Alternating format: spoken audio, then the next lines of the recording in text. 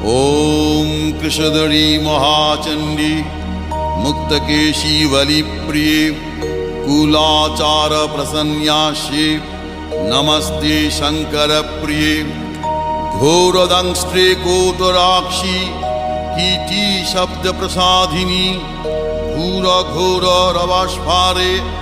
नमस्ते चित्तवासिनी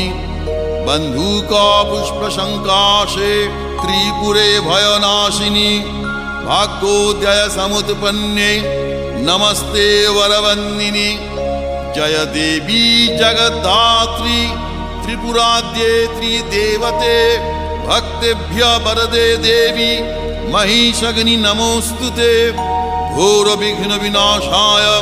कुलाचार समृद्धये नमामि वरदे देवी मुंडमाला विभूषणे रक्तधारा